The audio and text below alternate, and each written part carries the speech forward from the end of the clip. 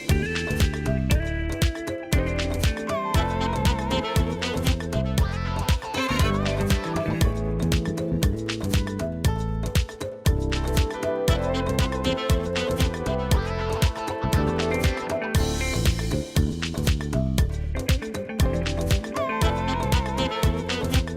to Women Unplugged. This is a show where we have fun discussing everything that pertains to women. My name is Lomile, and I'm with my co-host, Ranoto. Hello. And today we have a special guest host. Her name is Elizabeth. Hi, everyone. Elizabeth is a writer and a poet, am I right? Yep, apparently. We look forward to hearing a little something later on. Absolutely. Well, today's show is about being in the know. I want to start with a scenario. So, Lerato, I want to find out. Yeah. Imagine where you would be or what your world would be like if you weren't exposed to the things that you were exposed to. If you didn't have the education that you have. Yeah. What do you imagine that would have been like? Sure. You know, I must be honest. Someone recently shared a quote with me which I found to be quite enlightening and insightful. And the quote goes along the lines of, a leader reads and a reader leads. I found that so strong. And I think that if I had not been exposed to what I was exposed to, I don't think that I would have decided to start my own business. It's that leadership mentality. It's that courage. It's that confidence. It opens you up. And more than anything else, it opens doors for you because of the conversations you are able to have and keep conducting. Definitely. So with various people. I mean, how do you pursue business ventures if you don't know, if you don't expose yourself? Exactly. Yeah. Exactly. What I love about that first part, just to say it again for me. A leader reads Yes. and a reader leads. I love the fact that because a leader reads, it sort of comes naturally that they lead. I don't know. Having heard you say that, I think it just really comes naturally. It makes sense, Yes, right? it does. Yes. It's sort of the natural progression to that you being a leader. Sure. And if you become a leader in your field of industry, because now you're knowledgeable about what you know, what you've been exposed to. Yes. And And I love that. Yeah, sorry, I was going to say you're absolutely right, because I believe that reading actually does make you wiser. It really opens you up to other perspectives. you know? Yes, So how 100%. do you lead when you have no empathy, no understanding of different things, and you only have your own perspective and you only have your own tunnel vision? You know, It's funny you say wisdom, because the other day I was having a conversation with, I believe, a 12-year-old, and I was shocked. You know, the words that came out of her mouth. We're watching a program on television, and some funny, these adult moments. Awkward moments. Yes, the awkward moments. You don't know what to say, And she said something very profound. She says, I think she laughed at something that had happened, and she said, you don't get wisdom just through reading. And I thought to myself, how does a 12-year-old get to the point of knowing the difference between education and wisdom? Experience. experience, interactions, life experience. Because we don't only get information from books or the internet. We also get 100%. information from interactions, 100%. speaking to other people and understanding them also. When you talk about interactions and speaking to other people, I must be honest, my source, the content that I mostly consume, autobiographies. I love them because they put me in someone else's world. They allow me to become far more understanding of situations. Exactly. They open up so much. And I think naturally as human beings, we're more inclined to people who share more than people who don't share anything at all. And you just reminded me of this Oprah's talk shows, her masterclass or whatever. Yes, love masterclass, love masterclass. I remember listening to her story about how she started and how she worked hard and how knowledgeable she was, how much she read. She loved to read, and she would speak about all these experiences and how her love of reading and understanding just sort of got her through just about any situation. And I loved to just really sort of kind of getting into her world and understanding her. That's it. That's where empathy now starts to build up, And you begin to think, you relate to that person's life story because you're also going through a moment where, it's hard. Exactly. I don't have bread at home tonight, but against all odds, and you ask yourself, okay, if Oprah had to go through a night like tonight, what's stopping me of being great? And, maybe, perhaps I could be this person that, that I aspire or even think of myself as, You've seen there are a lot of these images going around of people sitting together in a group, but everyone on their phones. Yeah. We're now sourcing our information on social media, not just the internet as a whole, but social media. 100%. And I personally, I'm so averse to that. I'm afraid of that because you know what normally happens with social media? Someone will put a catchy caption or something, People will just read that headline and then that's it. No one even fact checks anymore. It's just a matter of just what's catchy, what people think is interesting, and then they spread that. But with that, is it our fault though? Because, it is. I think, I don't know, social media is the thing nowadays, It's how I get to talk to you and, where are you? Instantly, I get that reply. But I don't know, maybe is it our fault that, these are platforms that are meant to be good? They are, but people abuse them, and I think it's our responsibility to go and fact check. Yeah. One last thing I wanted to say as well, just on that, is that when you talk about people just misconstruing information and making assumptions based on, maybe the headline or whatever it is. I mean, I read the Sunday World, I think it was last week, and it had, I think there was an article that was about Kelly Khumalo Mary's, or Afra and Kelly Khumalo Mary, and I read the article, but I was still like, how did she move on so fast? still, I was like, and I wasn't the only one, by the way. So the way that it was, the article, the way that it was written was sensationalized, made it seem like it was real, But that's the nature of and they talked about on radio, actually, because people were like, we thought she was really married to Alpha, but anything to sell the paper, right? Ladies, you know what? This is interesting. I want to come back to this topic about tabloids and but so just one moment. All right, I'll be right back.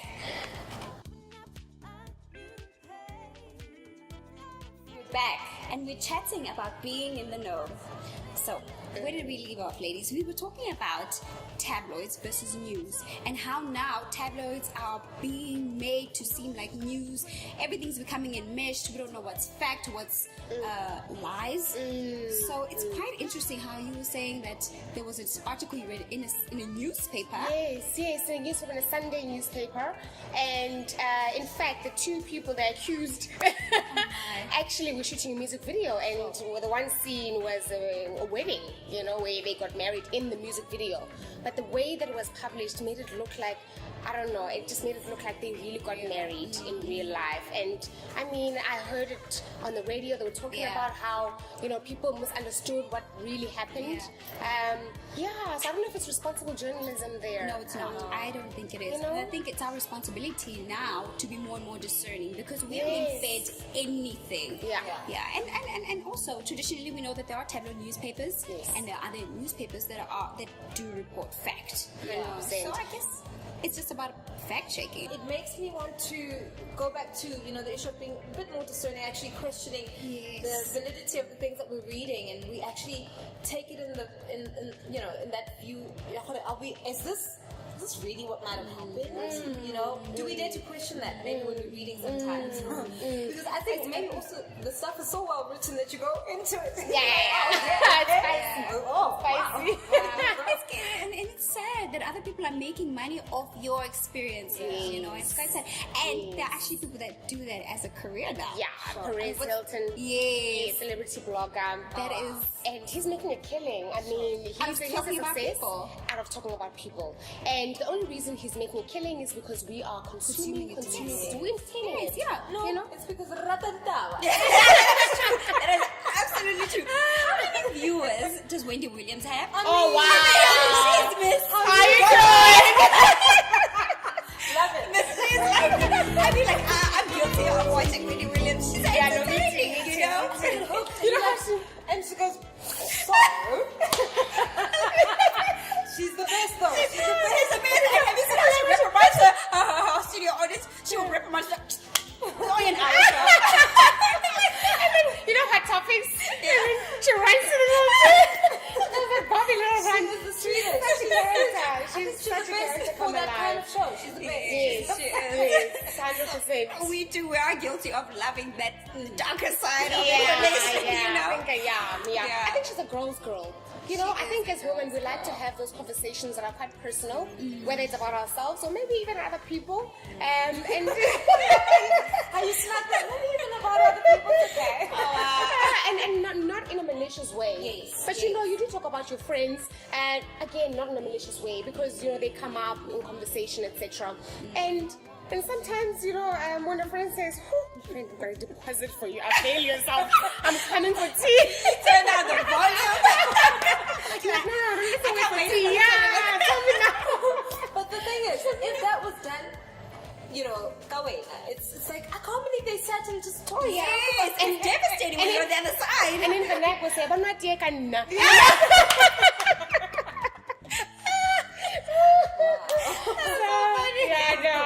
No, but ladies, on a serious note, I mean, what information is worth us knowing as women, you know? I mean, aside from gossip or just, I don't know, trending news, I mean, what are important things for women to know? I think things that will help you grow in life. I mean, simple things. Like if you've got high blood pressure, for instance, you're gonna Google high blood pressure, and you'll find a lot. I mean, Dr. Google is great. Yeah. You know, no fee. You need a medical You know what I'm saying? No prescription, we have to go queue. Anyways, but you know, he's fantastic in that way, and you know, they talk about the causes, the symptoms, and the prevention methods. How when if you have it, how you can better take care of yourself. Lots of different things that you can find on the net that will help you grow as a person, so that you stay healthier. Yeah. Just be in the know, more especially with things that are going to help you grow as a human being and take you to the next level. And I think also things like the country's governance, you know, our economy, you know, what can you do better in your career that would somehow help the country, or perhaps maybe help you sort of exploit opportunities in the economy that are presenting themselves, you know what I mean? I think things like that are also important to know as women, you know. I think also things that are just, I love those great points, but also things that are personal to you. You know, about, I don't know, this is me exposing myself, but you know, sometimes find myself googling, you know, what triggers this reaction, you know, when you feel like emotional stuff, you know, all the time, you know. my capacity feeling. So bad. Why am I catchy feelings? I don't believe you. But I think, things that you know, that are personal to you, that you wouldn't necessarily have the confidence of just walking up to a friend and asking. You know, so before you entertain your friend, just you and Mr. Google, Dr. Google, you know, have that little. I resonate with that really. So I think we all do it. We all do it. Yes. Even in the not even the serious stuff, but the meaningless stuff. You know, how to remove nail polish without, I don't know, you know, the silly stuff. But we always want to be in the know. Ladies, let's stop right there. We'll be right back. If you've just joined us, we're talking about being in the know. So ladies, I was just thinking, you know, a large part of our population is still very much illiterate. And the sad thing is that they're closed off from a large portion of available information. You know, if you can't read, if you can't articulate things, then you are really closed off, you know. And I'm thinking in my case, I was very privileged growing up in the sense that, I mean, we had encyclopedias and I loved encyclopedias. Every little thing that I heard about, I'd quickly go, check it out. That was our internet. Yes, that was our internet. I loved it. I would spend hours just reading stuff that was interesting about, you know, animals, plants, just things that interested me, you know. So I just found that a little bit sad, you know. I'm thinking, how do we combat this illiteracy that's rampant? Can I say that I feel like, or I feel that it's largely dependent on the upbringing that you have. So if your parents aren't able to afford those books that they would love for you to read, it's a case of are they encouraging the kids to go to the public library? Are they taking newspapers from work or whatever to say, oh, you know, here's a paper for you to read, be in the know, I want you to be in the know. So just that culture from home is so important. It's definitely important, and it's sad because you probably find that those people that don't have access to those things are being led or raised by people who didn't have access to those things That's themselves. exactly what I'm saying. Some of them don't even know the value of reading and understanding. So it's almost like the blind leading the blind. It feels that way. It honestly does. Perpetuated over and over. I must say, go ahead. Growing up, I was in that position. You know, my mom was always saying, you know, and go read. But you know, I didn't realize the power of reading. And I started realizing, I think, when I started being conscious of my surroundings and all of that stuff. And so growing up, I now have developed this great love for language. Not just English, but just language. And I love language. And it's interesting to find the richness that's found in just different kinds of language. And that comes from her encouraging us to first know whatever you're reading in your own language and then in English. Because she had this belief that, and she still has this belief that you can't want to understand something that you don't, you know, in a different language to start with. So, well, I was raised in a Tswana home, so I need to know everything as Tswana being, and then I'd be able to make sense of it in, you know, like how do you know this thing is a cup if you don't know what it is in your own language? So I was always encouraged to read, and as a result, you know, I've developed this greater love for language. But I just love how it just progressed into my own natural desire for wanting to read, wanting to be insightful, you know, wanting to be knowledgeable about all these different things. So I think that's a great point, that it starts in the household. It starts in the household. Yeah, Absolutely. And Liz, you do a lot of writing, don't you? A lot. But I love writing. I think it's just, I think everyone has the ability to be a writer. You know? I think you've got a story to tell as an individual. I never thought of myself as a writer up until I actually took a pen and wrote. And I was writing just about daily stuff that I go through, you know, things I couldn't tell people about because I couldn't have, you know, conversations with people and really feel that they cared. So I wrote. And, you know, once people started reading my material, and once I was comfortable enough to allow people to read, wow. And I was like, okay, that works. And that obviously translated into poetry, because I understand you're a poet as well. How natural was that? So, you know, I'm a very observant individual, and I question a lot, and, you know, so my mind is always working, and so I try to make sense of stuff. And when I try to make sense of stuff, I think poetry is my answer, the answer I give to myself. I like to put it in that way, just at the top of my head, and so that's how it sort of came about. I just write, and it's so I never really call myself a poet because people expect so much from me. Yes. A performance, you know. So yeah, I'd always say nothing has happened. I don't know what to write about. But actually, not knowing what to write about, you can write about that you didn't know that you should be writing. You know, so it's interesting how the mind can work and how you can force it to work to your benefit. So that's how I started writing. That's awesome. Wow. I think your story absolutely inspired the movie Tell Me Sweet Something, because it's about this young woman who's a writer, and she talks about similar struggles in terms of sometimes not knowing what to write, where to begin, you know, wanting to share with the world. But yeah, fantastic movie. You guys have to check it out. You need to check it out. And how do you sort of package your poems and your writing? How do you deliver that? I mean, is it something that people find online, or is it? I don't know how people relate to that. You know, I think I'm very different as opposed to, you know, what's already what people like to do. I don't rhyme, first of all. I just I take a situation and I put it out, and I think it only makes sense to me if I say it, because it's in the way that I say it, I think, you know, that it makes it different as to, you know, when you just read it. Because I think tone, for me, sets the mood, and then you're like, okay. You know, but that's just how I choose to go about, you know. But obviously people have different preferences, but that's just how I feel it works for me. Wow. Isn't it scary how there's quite a few things that we probably won't get to explore, but it's things that you may have been brilliant in.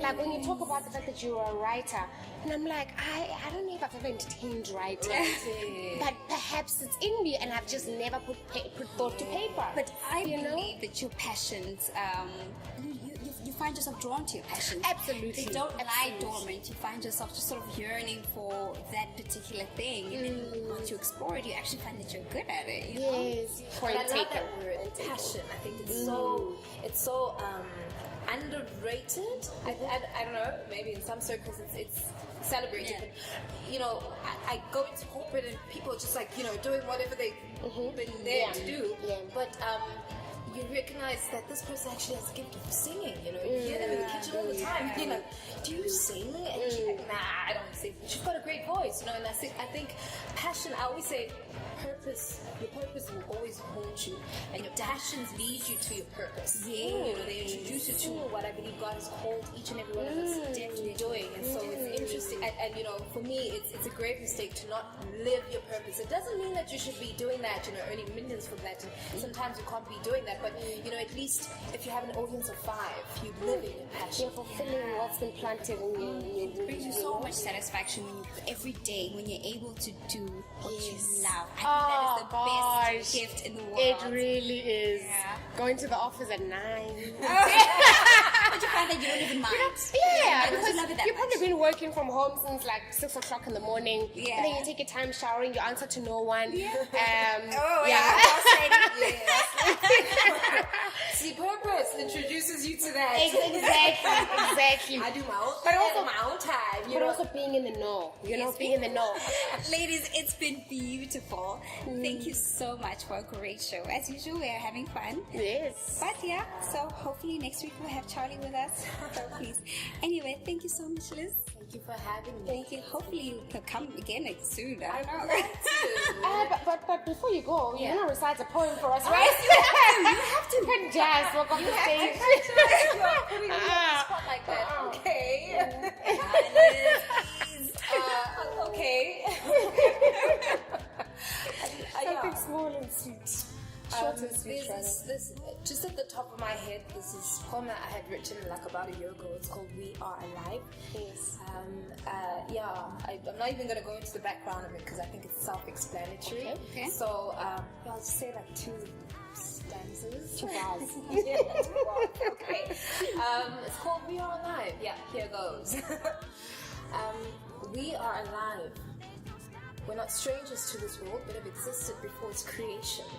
And only at that time will be a thought, a mere imagination, waiting to be replication of form. And right now, we exist with reason enough to be awesome. We move in pairs in order to reproduce our own kind, and we are more than what meets the eye. We are inspirations of ourselves and each other. And we are you and you are I. And we are handcrafted beings like the sand we were made from. We return back to a mixture of dust and rain on the day of our departure. But oh, what a sad day that is, for in many cases we congregate together to bid farewell a common individual who once was a partake of the very air we breathe. Inevitably, we all will follow suit because, let me just say that, you know. Wow. Deep. That is I'm so sorry. deep. Deep. No, it was, yeah. It's so beautiful.